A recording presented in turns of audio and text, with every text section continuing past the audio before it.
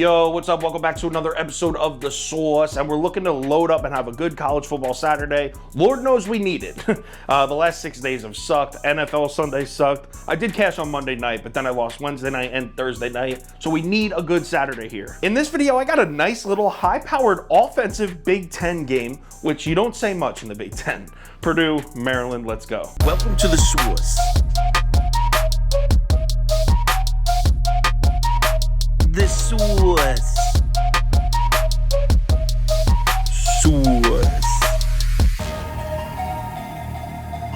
Hey, get the sauce. Purdue on the road at Maryland here. The line is Maryland -3, and the early action slightly leaning towards Maryland. 66% of the money on the Terps. This is as of Monday morning. No changes at all here. The money continues to come in slightly leaning towards Maryland.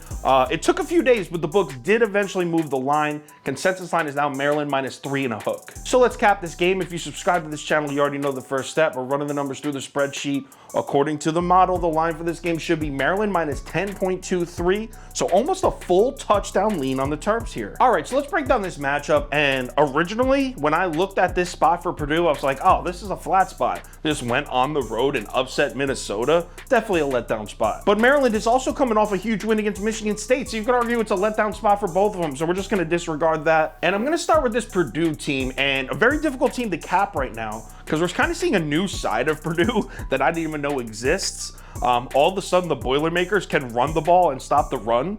Where was that last year? First, I feel like we should start by taking note that Purdue is 2 plays away from being 5-0 this season. They lost on a game-losing touchdown from Penn State in week 1 with 50 seconds left in that game. And then it was week 3, I think, where they lost on a Syracuse touchdown pass with 7 seconds left.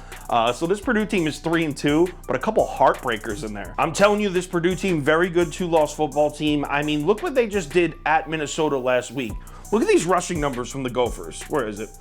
47 yards on 26 carries against Purdue at home. Now, Minnesota was missing Mohamed Ibrahim, their star running back, but still, that's a very good Minnesota offense. Purdue blanked them on the road. If the Boilermakers' run defense shows up in this Maryland game the same way it showed up against Minnesota last week, then Purdue will win this game comfortably. But that's a huge if, because Maryland can run the shit out of the ball. I know all of Maryland's big names are in the passing game. Tagovailoa, Rakim Jarrett, Deshaun Jones, Dante Demas Jr.'s there. So the passing game for Maryland gets all the hype, but this team's actually top 15 in the country in rushing efficiency. The Terps have 2 separate backs that both average over 6.5 yards a carry and combined for 9 rushing touchdowns on the season already. But honestly, who knows? Because Minnesota's offense is ranked number 21 in OFEI, Maryland's number 22.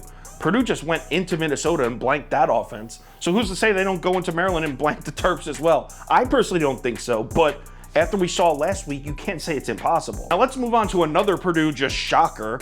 The Boilermakers can run the football now since when? This has been the worst rushing offense in the Big 10 for 2 years now. Ready for this? Week 1 against Penn State, 22 carries, 61 yards, nothing.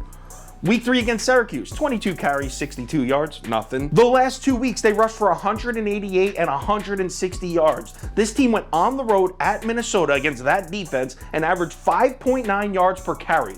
What? I know I'm supposed to give you some dope analytics that explained how that happened. I got nothing. I have no idea. Purdue can run the football now, apparently. And the truth is, how I really feel about this game, especially if Purdue's running the football now, if Aiden O'Connell is healthy, which I fully believe that he is, Maryland's not going to be able to stop this offense. As good as Maryland's offense is, their defense is equally as bad. Look what SMU did to this Terps defense, 520 yards from scrimmage. If Tanner Mordecai can do that, then Aiden O'Connell can definitely do that. I'm on the Boilermakers here. Give me Purdue +3.5, lock it in. If anything changes, I will let you know on Twitter, so give me a follow there if you're interested.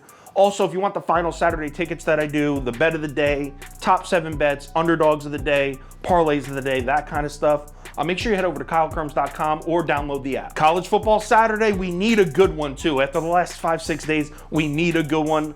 Let's pick our spots, lay our units out, and bring in some money, please. I'll talk to you on Twitter.